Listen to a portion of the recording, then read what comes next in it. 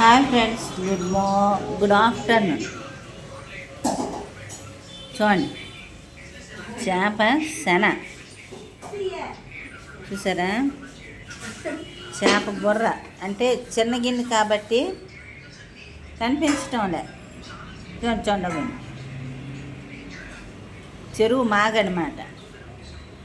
మా తమ్ముడు తెచ్చాడు ఫ్రెష్ చేప, సూపరు.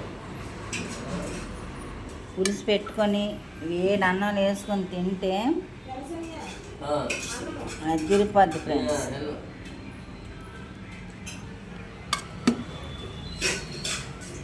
వేటి సంగతులు, మీ వేటి కూరలు మా చిట్టు తెచ్చుకోవడం ఇది ఎలా తింటుందో.